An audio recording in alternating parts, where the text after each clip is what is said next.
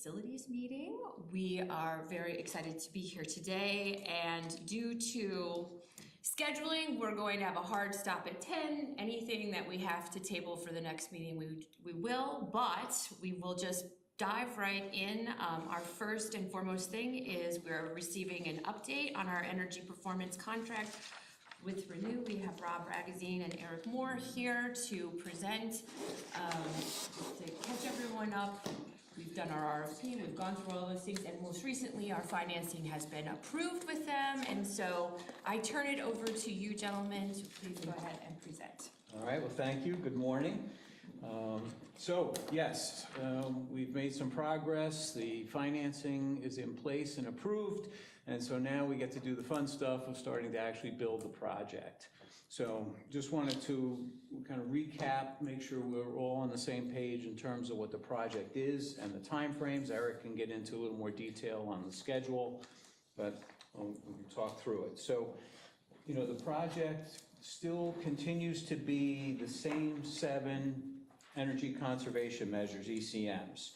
We've got lighting upgrades and throughout the district, and really that is just a matter of most of the lighting was upgraded to LED. We're trying to fill in the gaps with any of the fixtures that are not LED and getting those converted.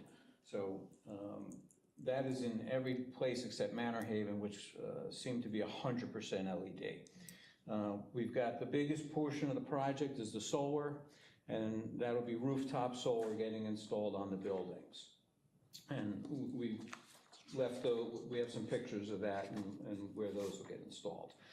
The third ECM is pipe and valve insulation, and really that's addressing areas that are currently exposed. And that's focused on in the middle school at Weber. Okay, ECM 4 is the installation of plug load controllers. The idea there is to really kind of eliminate that phantom energy use where you've got monitors that are on and printers that are drawing power at 2 o'clock in the morning when nobody's using them. So that's the idea behind that particular ECM. Weatherization will take place in all the buildings. Again, it's weather stripping, door stripping, we've got some air sealing, right? So again, trying to clean up and eliminate that waste and that energy inefficiency that exists. ECM 6 is ceiling replacements. So within the ceiling replacements, besides putting in new drop ceilings, we're also going to be installing LED lighting there. So those projects, and we'll talk about that, Eric can get into that. We've got to schedule those a little differently because of trying to get it done during breaks and shutdowns. And there'll be a little work there, taking the old ceilings down, putting up the new grid.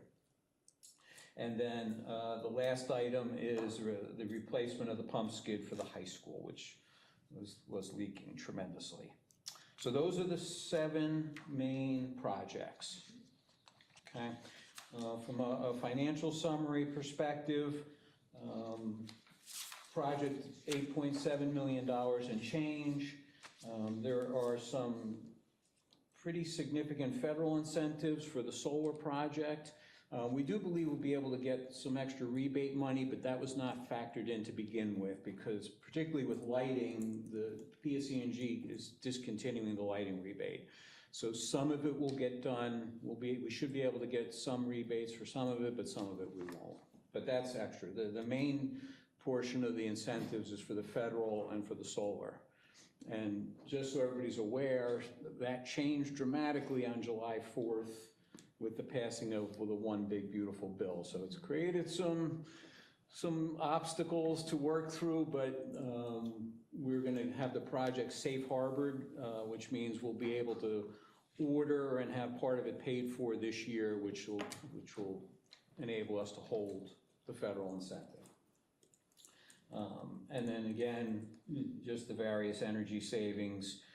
The guaranteed portion of the savings for this project is about $450,000 a year.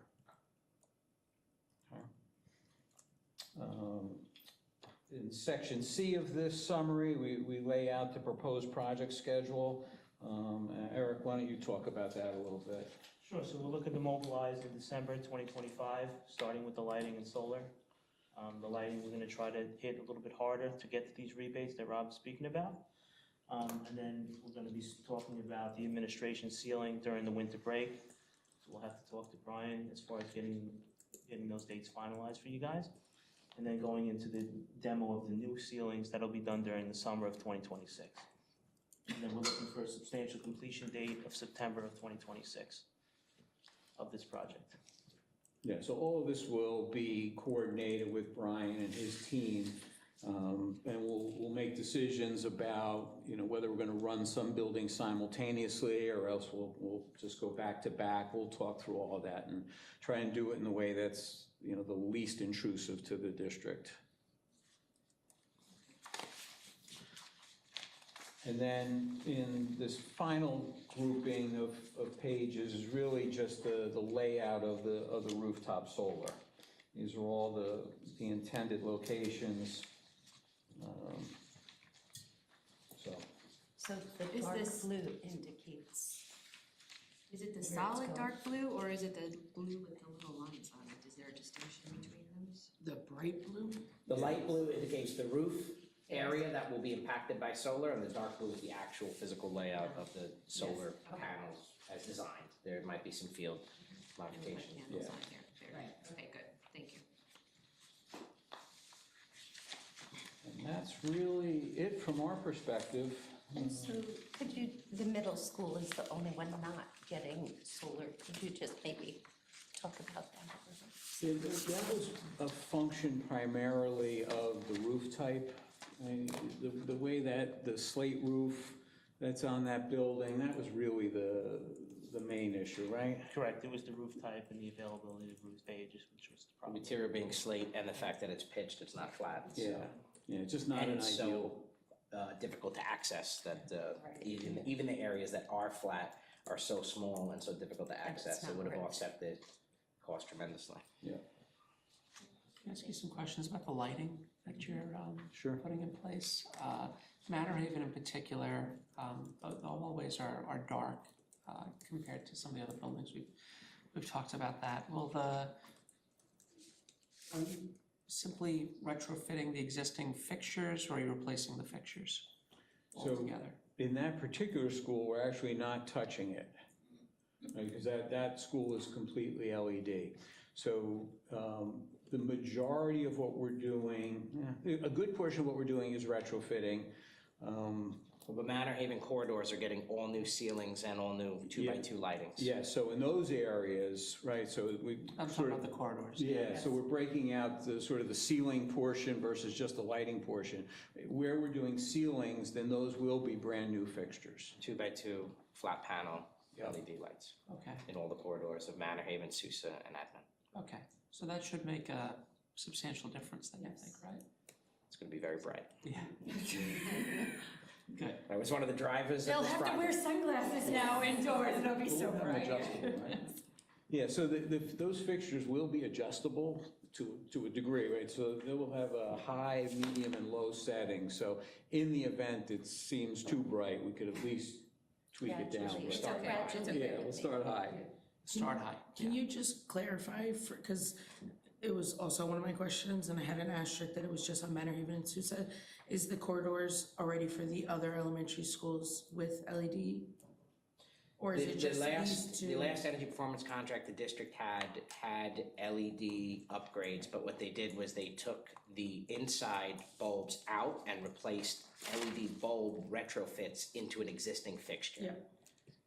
So this picks up any LEDs that weren't already retrofitted, and in the buildings that are getting the ceilings, it installs new LEDs. But it's not going back and changing all the upgrades, because there's no savings, they're already LED. They're not as aesthetically nice because they were retrofitted versus replaced, but they're already presenting that energy savings. There's lower performance when you retrofit, right? In terms of, rather than replace. I'm sorry, say that again? The performance is lower when you retrofit existing fixtures rather than replace them?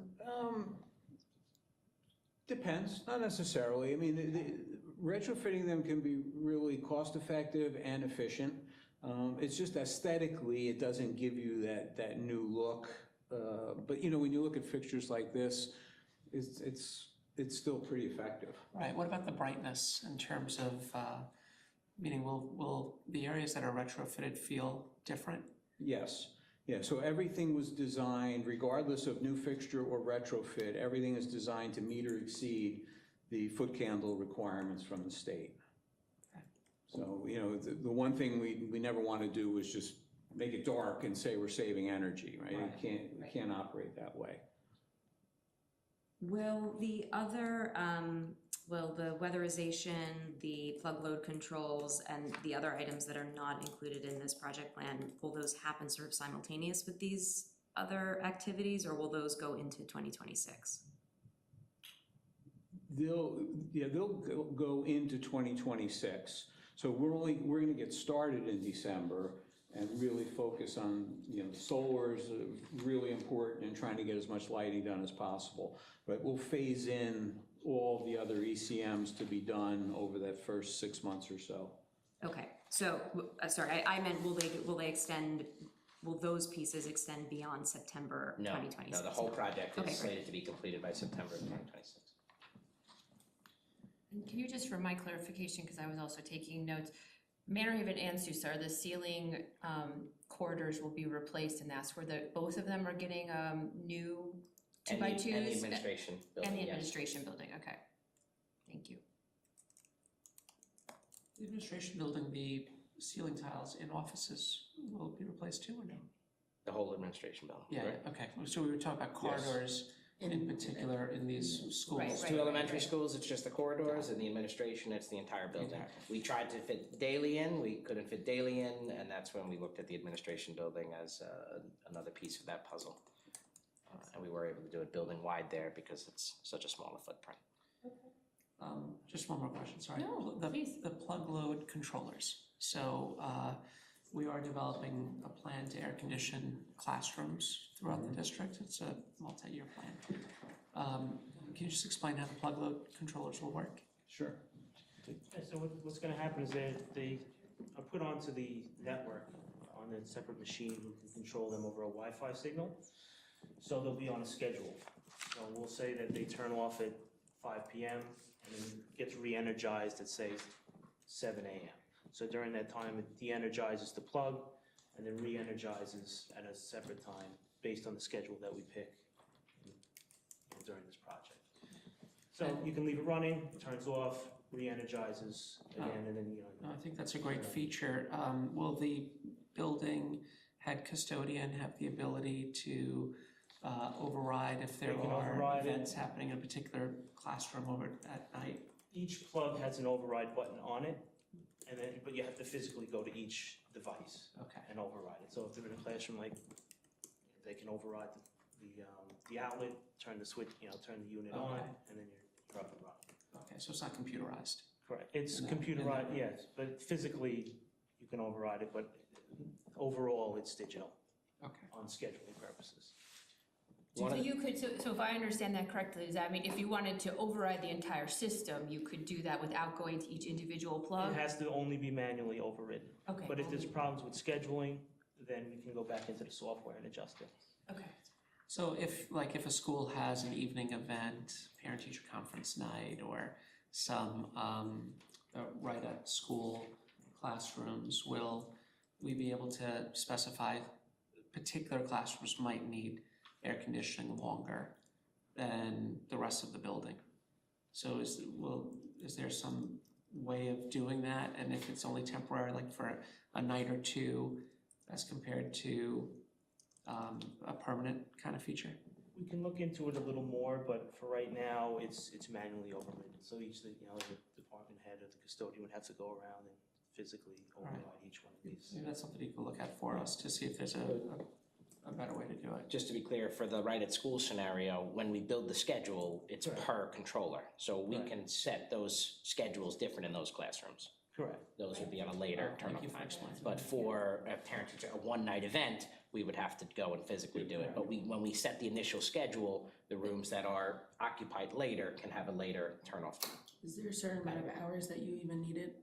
Or, I mean, obviously cost savings wise, you want the most amount for that, but like, why, I know you specified 5, I'm assuming, because you just assumed like business wise, but like, do schools just typically choose like 9 p.m. because it's not very typical that anyone's past 9 PM in an elementary school. Yeah, I think not only with the plug load controllers, but even when we talk about lighting controls and any kind of scheduling, we always look at the way the buildings are used. And when you have a high school, obviously, you're gonna have the longer hours, and in the elementary schools, less.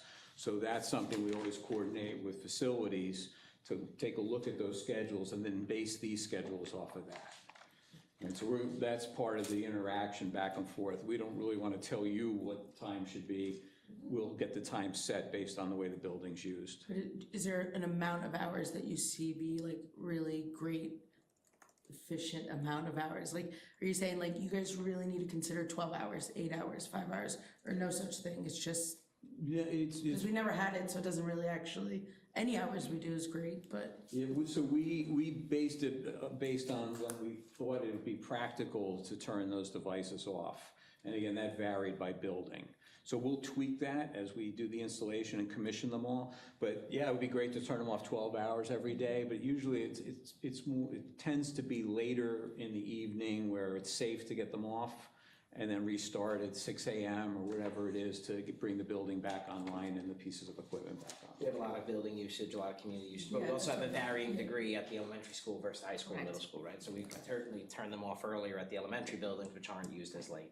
And we also have custodians who work in the evenings and need Correct. Yeah. access to outlets for I equipment. mean, I'm just assuming like you're just gonna do midnight, right? There's gonna be, No, we're gonna try to get I mean, the projectors, the printers, you know, there's no reason for them to be on once the classrooms aren't being used. So we're gonna try to maximize the savings as much as possible, and we'll adjust it, you know, as we get feedback, but. Yeah. And one other piece that I wanted to highlight on this, and Dr. Fossey brought up air conditioning, is this was based on the air conditioning we have. And That's the gonna be other my next piece question, is yeah. we're gonna be adding air conditioning, so we have some room in this project to potentially, if we're gonna be adding those 82 air conditioners, provide those plug load controllers for those anticipated air conditioners, and/or do it as a separate ECM. And the energy savings, so the energy savings that was projected did not anticipate air conditioning in all of the classrooms, is that Correct. correct? Yeah, we based it on the existing and what we knew was planned in the short term. Right. And then speaking with Brian, we understand that there could be another 82 units brought online. But the project can handle those 82 units being brought online? I think we're gonna be able to make it work. Okay. And so the seven projects here are being funded through the guaranteed savings that we're receiving. The particulars of the building envelope improvements, where would we find those? In terms of what those improvements are? So we produced a comprehensive energy audit, which went into detail, great detail, I think, on everything. And that's where those specifics are. We can get a copy for you, because it was Summarize a couple years ago, but we have it, yeah. the areas for weatherization. So we did a complete building audit per building, identified, you know, gaps in the doors, frames and stuff like that. Actually went above the ceiling, found, you know, open, you know, gaps between the roof and the existing Wall. structure, the existing wall. So this is all documented in the CEA, and those are the areas that will get Great. foamed and cleaned out, and, you know, obviously protect the building from, you know, air infiltration and such like that. So again, you can find a lot of this information in a CEA document. Brian's gonna send it to you, so you'll have it for your reference. Thank you. You're welcome. And you'll have floor plans and maps and kind of a little description of each little area that's happening.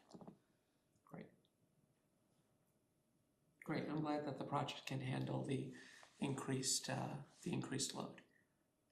Because there's quite a little bit of savings with those air conditioning loads. Right, It's probably the highest payback item that we have with the plug loads. right. That's great. Any other questions from anyone here at the table? Because we are having a hard stop and we also have the benefit of Renew here, I'm going to go out of order and just say with our two community members, do you all have any specific questions related to this? No? Okay, wonderful. We thank you both for attending and joining us today. And again, this was your shortest of all of your presentations, but we appreciate that we're moving in the right direction. And Yes. we look forward to seeing the work get done, so thank you very much. Our pleasure. Thank you. Thank you. Thanks for the opportunity. Very much. Of course, thank you, thank you. All right, now we are gonna move on to our next order of business today. As we discussed at our last meeting, we were gonna talk about, our scheduled revenue, debt services, and our reserves. I'm gonna turn it over to you, Kathy, so that you can kind of lead us through this. Sure. So you'll see I provided a debt schedule summary. Really, the most important is on the bottom. This is the total principal and interest payments. You'll see we have 2 bonds outstanding, a roof bond and the 2015 bond, which we just financed in 2022. Then we have an older EPC program, and we have installment debt. The current EPC program that we just actually closed on it on Friday, the 17th. That's not reflected on here yet because I need to get the debt schedules. That's for 15 years, so that will be added to this as well. It's interesting to note the roof bond, that ends 2031. That's our last payment there. 2031, and then we have that Johnson Control, the EPC 2, that ends 2032. So you'll have, those are bigger payments. So if you were looking to do any kind of infrastructure bonds or anything like that, you would have this debt service coming off, so you might be able to do by replacing it. So it's good to look at things like this in case we do want to do some kind of bond, because you don't want to have ups and downs of your debt schedules. If you can keep it flat, it's a much better strategy. Okay. When is the final payment on the 2015 bond? Is that 2038? Yes. Okay.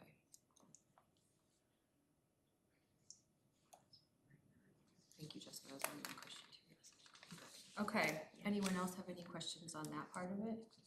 So if we were to do a bond to replace some of this debt, would we have to wait until 2031, or could you do the bond sooner and then stagger the using bands or Well, anything like that, so that the debt didn't hit until a certain time? sure, if you did bands, you would still have debt, because each year, what happens with bands, it's a short-term financing. So typically you do bands when the project is going to take a few years to do. Like with this, the big one, that was 60 million. We did a lot of bands and we Yes. didn't finance it until 2022. Because you have to be careful of arbitrage. If you were to bond all of that in the first year, you could have $40 million sitting there for 5 years. Right. And we're not allowed to make money off of money, so. Yeah. So the band, you do it each year, but at the end of the year, you pay it off.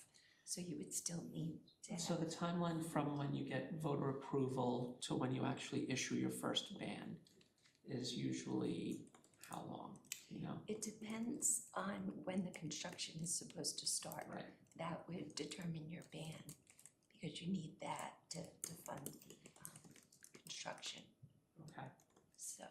So you'd be looking I thought we, before It would have to be a 2031. couple- I thought we could yes, do definitely. 2030. I thought we could start in 2030, right? So then, and in that regard, is probably is that the earliest you could start? 2031 really is, But no, we would from have like, to speak to like an architect and a Yeah. construction. right, manager. right, because no, if you're talking about like the timeline from voter approval and everything, you probably could do your marketing campaign in 2030 Oh, or 2029, 2029. 2029 and 20, right? And then get your budget, your vote on 2030. Plans would have already then go up to SED, depending on all of that timing and everything, which right now it's very fast. Yeah. And then maybe you could begin construction in end of 2030, early 2031. Is SED approval has One- accelerated? Yeah, It's it's like 1 2 week. weeks. Yeah. I heard Oh, 1 week. 1 week. I heard 1 Wow. week. As of this, That's as of because- last week, yeah. it's only 1 week. That's because Last everybody's summer it done was with like their 6 months. Yes, I know. Everyone It's did been a year, you know, everyone's for done the their- last 10 years, and it's down to about a week. They've digitized everything. They hired people? Yeah, they digitized, they outsourced a lot of it. Let's see how long that lasts. Lord, Take what you We're can all get. floored, we're all floored, we The don't less- believe The it. less they approve, the less building aid they have to give out. So this will 100%, yes. Mess up their budget. so we would really need to start planning then 2028 in order to like, with the architect and then come up with a plan to present to the community in 2029. I would think so, yes. So this would be, I'm gonna put this in as a tickler question because the architect is coming at our next meeting in November and we're talking about, we're looking at those plans.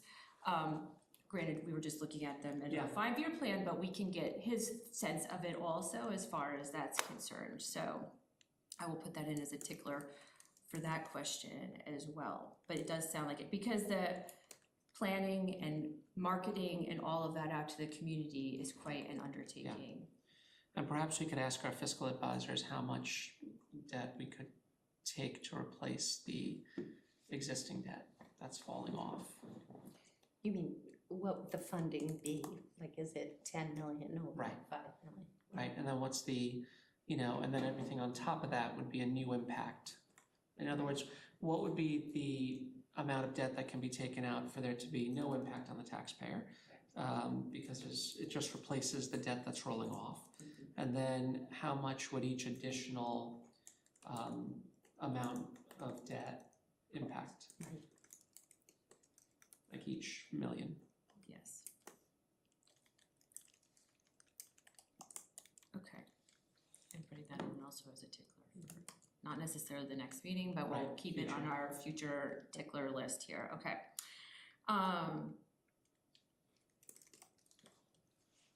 Anyone else have any other questions on this particular part of the debt schedule and summary? Looking at our constituent, our community members, you guys are okay so far, great, wonderful, Kathy, keep going. Okay. Next, I have the schedule of revenue. This is looking at last year's revenue, just to kind of show where we had variance. And so the second page shows you the total. The variance was positive $1.6 million in the revenue. And you can see most of that is accountable to the first line, the tax items. Total other tax items was 1.58, almost 1.6. So the payment in lieu of taxes came in considerably higher than we had expected. And that was due also to this interest, the interests for the property taxes. Some reason we received money from like a couple of years ago. They just found this money and gave it to school districts and they called it interest. So that was $386,000. We also had, So that won't So- reoccur. that won't. Yeah, it's a one-time. Right. And our And the payments in lieu of taxes, are we expecting they're gonna increase that much, or do we, I know they fluctuate. For the so- current year, Yeah. I tend to be conservative on So, that yeah. because sometimes it does fluctuate. There was the sale of, on West Shore Road, there was a community Oh, that was yes, sold. yes, So this was kind of a incorporating rare thing that. also. Okay. That's- It was kind of a couple of payments made at the same time, Okay, so if we didn't have this, your variance would have been almost nothing. Right. Because we had a lower state aid that came in, and that was due to changes in our the ratios, like the different expenditure-based ratios.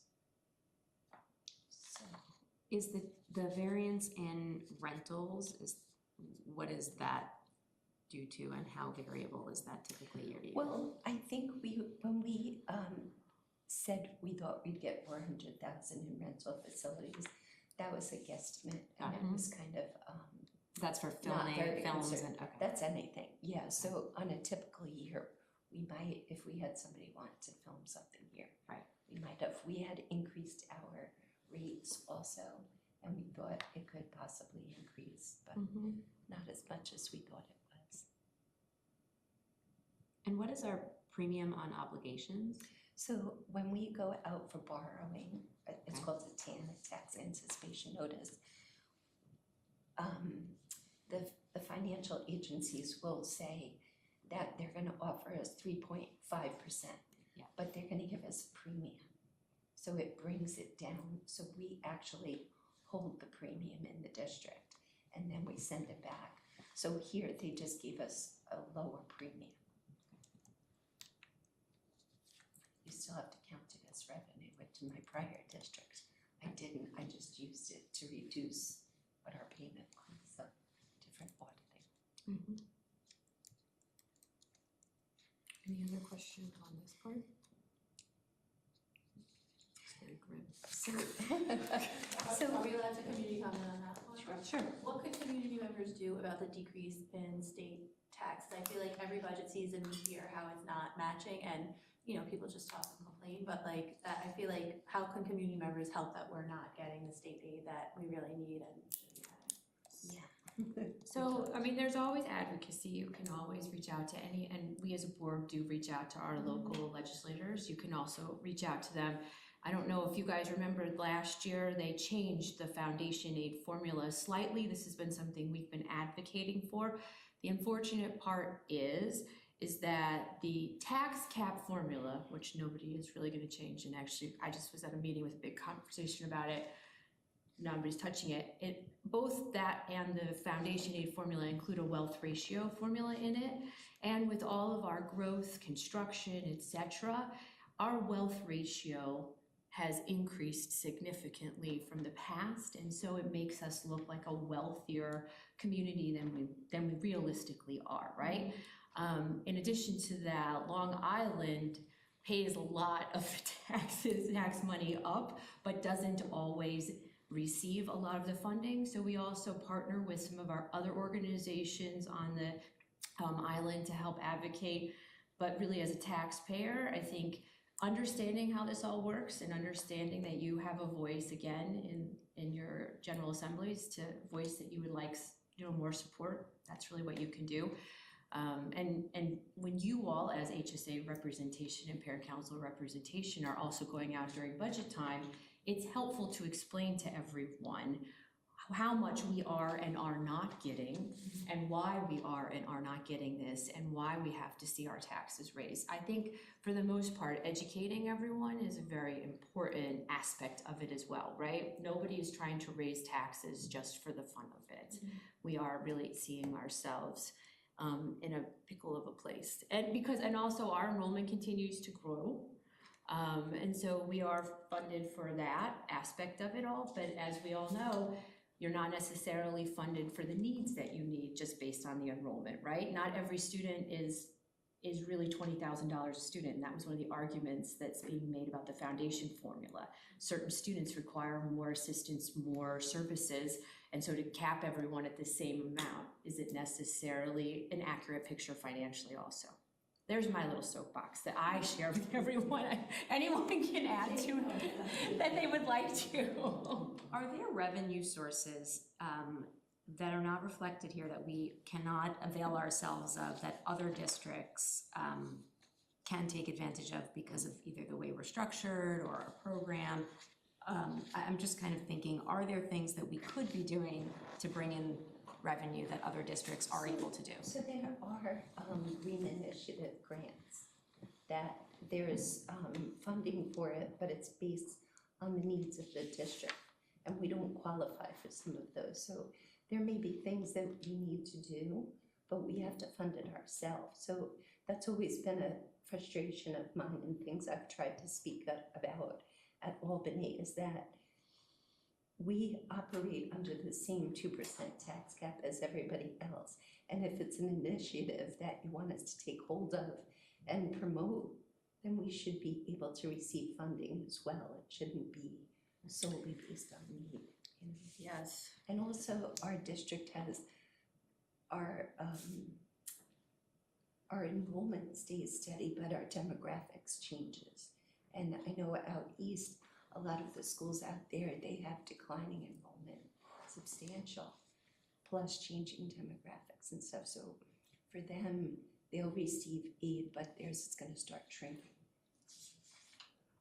I'm also thinking about things like, are there investments we could make for the promise of future revenue, right? Like, are there facilities districts invest in to create revenue down the road? You can invest, I didn't mean like invest money, I meant, in terms of how we allocate our spending, are there facilities that we don't have that bring in revenue for other districts? Are there, right? Just trying to get creative as we look at this grim picture that doesn't seem to be getting any better. An example of that was if in the event we were able to provide career technical education that other schools locally do not have. If Right. Manhasset or Roslyn or whatever didn't or somewhere, and instead of students going to BOCES, they could be coming here. So that would be that we would be allocating, establishing space that could do Right. that, allocating those services and setting them up. Great example. But that would be something that we would have to look into, where would we find that space? Would we be able to, what's the interest of it all? So I think some of that may be looked at. I think right now we're on a curricular data survey, but with our board goals, and with our district goals, but I think those are definitely things you can look into. I think that the other aspect we talked about a long time ago, and I don't know what the revenue on this is, but like if we had our own pool, and so instead of going to another pool or if other school districts come to utilize our pool, but the outlay of capital to put a pool in, and also where are we putting a pool, that's something, again, that's a longer conversation as part of the balance. We've tried to sell our properties for as long as I've lived here, which is only 10 years, but the discussion of that has been unsuccessful, and we've talked about what else can we do on those properties that would be a revenue generator. Right. I think in the long run, and we can always revisit this if this is something this committee wants to, but in the more recent discussions, especially since Mr. Graham has joined, we've talked about that those properties have served us better for either long-term planning, whether it's going to be a bus location, whether it's for maintenance facilities, whether it's for other types of things, and maybe that is somewhere that we should be looking long-term. And I saw your hand raised just a sec. Did you, Dr. Posse, were you raising your hand? No. Okay, no. Yeah, no, I'm thinking about this in terms of as we look at the big picture of curricular planning, program, what are there revenue opportunities baked into some of that we Yes. should be thinking about, and not necessarily being short-sighted about where we're putting our money. Correct. And I think, personally, I think that's like a great conversation in June to have. Like, there's some of us to have a budget and facilities brainstorming conversation about like future revenues and aspects of that nature that may or may not go somewhere, but it can at least be like a wonderful exercise for everyone to consider. With community involvement. 100%, we could always change our agenda to incorporate that. I'll put it on as a tickler. Ms. Alvarez? So when you brought it up, the only one I thought of was the CTE, and there was like a small summer discussion maybe I've heard before of such a thing, but the big question would really be, where are we as a district going?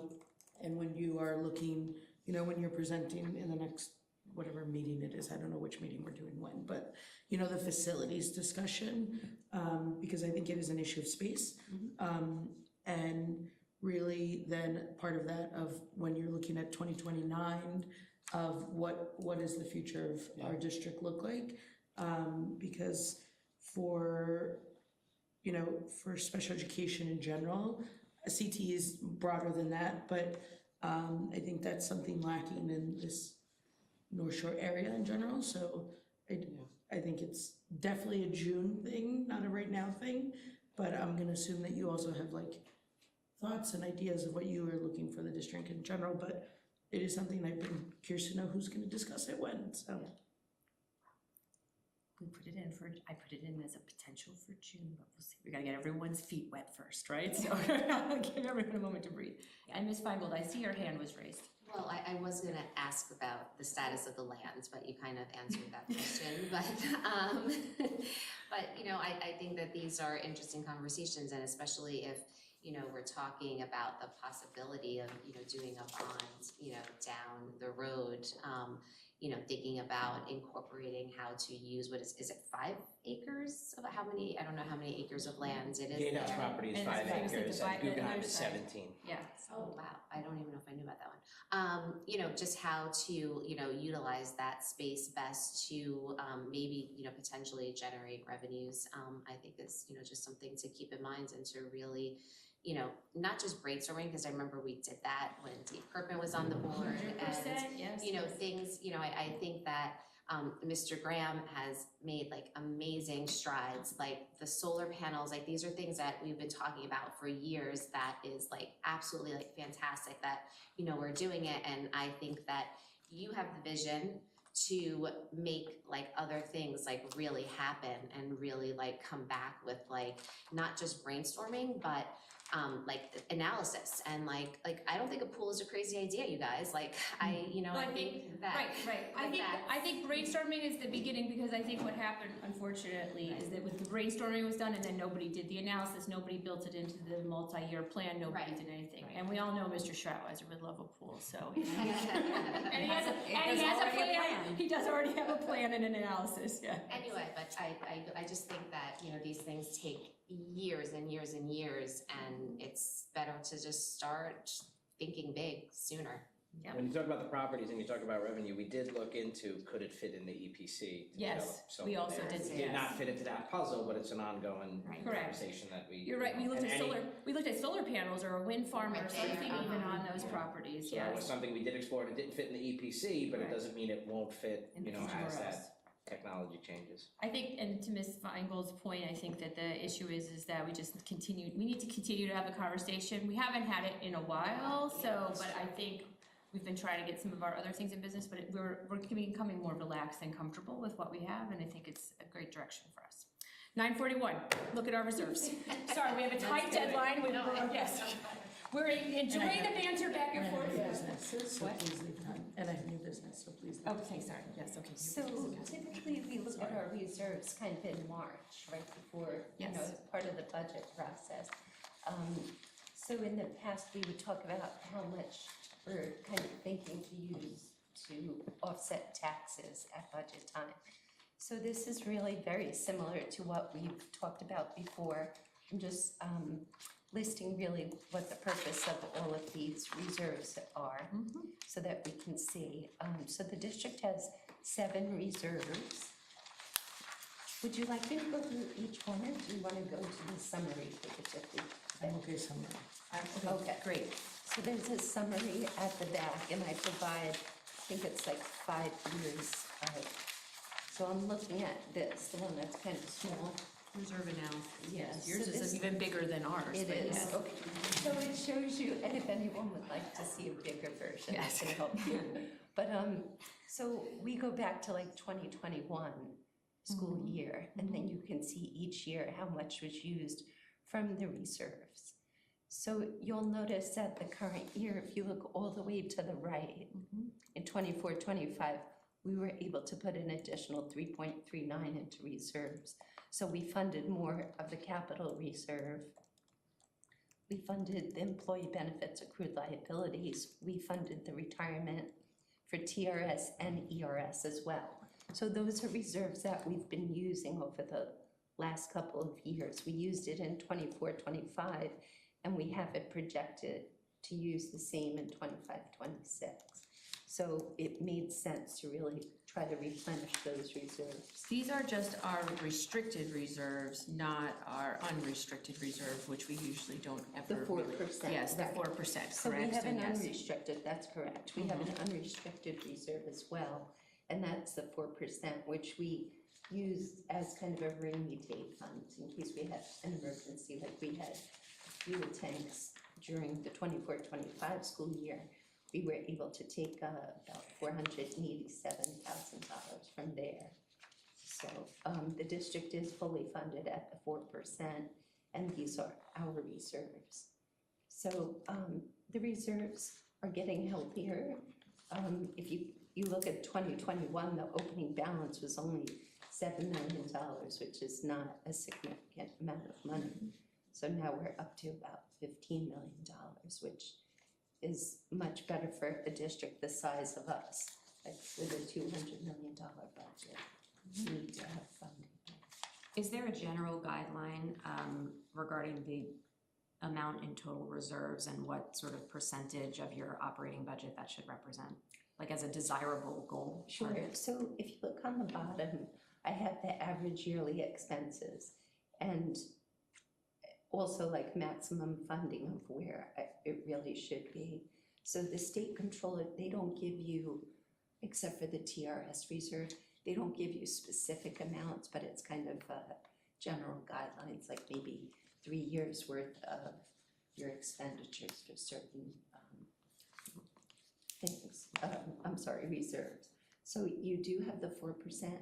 A lot of school districts are probably around like 7 or 8% with their total reserves. There's some that are up to 10 or 15. So, And that's allowable, but it's not. kind of, yeah, it's allowable, but then when the state controller comes in, they'll look at your reserves, and if they think you're too fully funded, they'll write something in their audit, so. Any other questions on this? We just went through all of this in the audit committee, so Yes. we're pretty overstated. For the reserves that are funded below the desirable threshold, is it part of the planning process to sort of move towards that target, or I guess my question is, are we comfortable at those levels, and is that sufficient for a district of our size? Yeah, so I think that we're pretty good. Of course, I think we could be adding more to our TRS reserves, but I think that you're at a good level, and we're trying to increase them, but we do have priorities for our capital reserve and funding that, which that's why that was my recommendation, to put more of it into the capital reserve.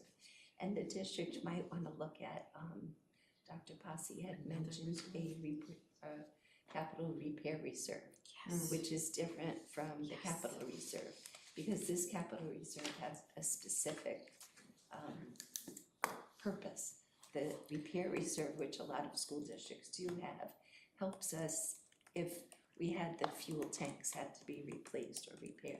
Right. We could use that for certain emergencies that pop up. And you don't have to list what the repair is, because you don't know what the repairs are. You don't, well, in there you do have guidelines Guidelines. of what Yeah, it like could heat, cover. it will be only used on heating, mechanical breakdowns, things like that. Define be repair, general. the legal definition of what repair versus replacement. You would still have to go out to the voters to have approval. So we could set up the reserve, but then if we know, okay, every year we want to repair this many EC units or something, we could do that. So during this budget cycle, that might be something that we would want to look at. Yes, that was gonna be my question is would this be something, I mean, I remember I was very happy when we put in the capital reserve. That's something we're very lacking in reserves. That's what is making other school districts fiscally healthy, is the amount of money they have in reserves and the number of reserves that they've had for a variety of reasons. I would like to see that when we're talking about the budget season, that we consider at least establishing it by voter approval. Again, if we minimally fund it, we minimally fund it the first year, but I think that should be part of our budget conversation if everyone else kind of would like to entertain it. Maybe we can have our architect speak about it at the next meeting Okay. as well. I'll put that on there, okay. So that people start to hear about it and they're prepared. That budget time, it's not a surprise like, oh, Perfect. All right, we're adding it also for John. John, I'm assuming is coming, right? John Grillo, yeah, okay. All right. Anything else on reserves? Okay. And now new business, I hear we have. New business is new business, so you'd only be hearing about it now, but yes. I guess so, I'm happy you told me that. Yes, I wouldn't have asked for it, so go ahead. So last year, we had, in budget committee, the budget reps went and met with our local legislators around state aid, and I wanna say that it was in the timing after January, after. Immediately, once the foundation aid formula was redrafted, or they The had final just. draft was done, but before the numbers were run, Correct, around that time. yes. So the board this year made reps for any sort of legislative needs. Adam, myself, and Ms. Brooks. But we don't meet until November. So for the November meeting, I'm asking the budget.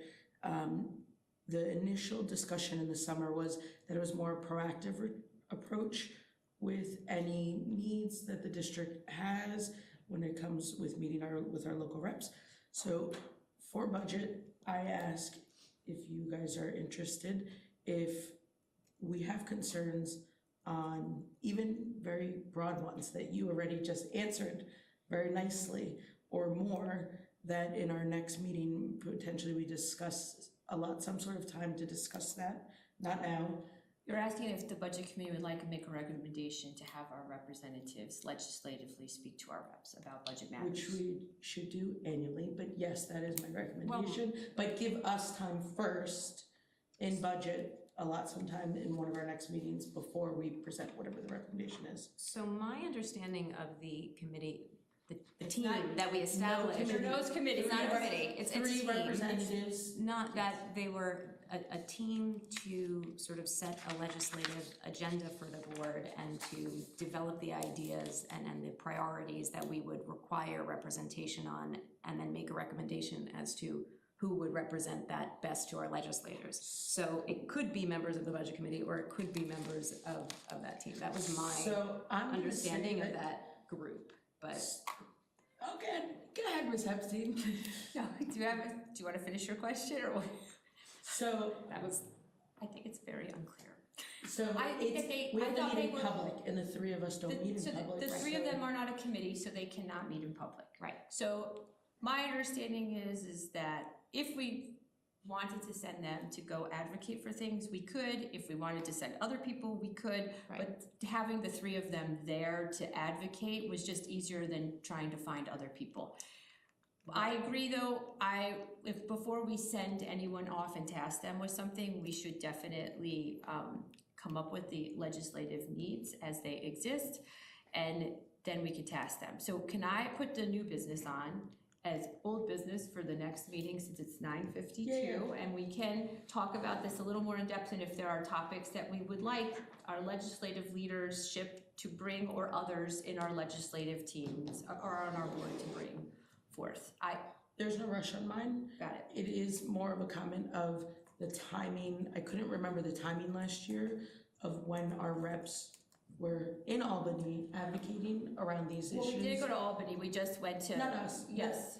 Oh, I think one of them was in Albany, and I can't remember timelines. So our timing was really centered around the Foundation Aid formula, and when they were the Rockefeller Institute had gone and given the analysis and the final information, or there was a comment period, that's what it Yes. was, it's during the comment period. So yes, I got it. Let's talk about this at our next meeting and see if there are any things we would like to advocate from that standpoint, with our Even representatives. if it's in the December meeting, because I know the Yeah. next two meetings are very big. Yes, So more of a, got it. a tickler. I got a tickler for you, but I've got it even at an old meeting, I'm gonna put it on our agendas for, just to keep it there. I just want to remind you, I'm gonna be in Italy the next. That's right, on November 17th, you're gonna be there, so yes, but that's okay because we're talking about the facilities master plan, and I know for a fact Mr. Graham is the master plan man, and so is Mr. Grillo, so while we will miss you, it will be okay, and so that means transfer to capital. Do we feel Brian can begin that conversation with us on the 17th, or we will be pausing that? I think that it's probably going to be developed out of the discussion. Out of the discussion, okay. Okay, so then that's wonderful. Okay, excellent. And also, we're adding for the conversation for Mr. Grillo, the discussion of that capital repair reserve. And we will be asking him that sidebar question about planning and marketing for a bond in the not so near, but very near future. So if you can have those things happen concurrently. Does that sound good? Yeah. All easy. right, wonderful. Does anyone have any other new business or anything they'd like to, and then I'll go to community comments? Could we get an update on the iPad charging stations? Because my school still hasn't seen them and I haven't heard anybody else. So what I'm gonna ask in this unless do we have an answer for this, because what I'm going to say is if we don't know the answer offhand, what I'd like to recommend is that you would direct that to your school principal first.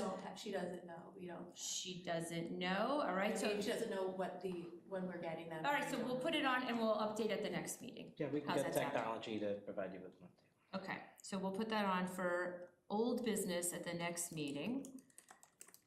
And that will be the technology charging stations at school. Update. Anything else? All right, with that, 5 minutes to spare. Thank you everyone for joining. Enjoy your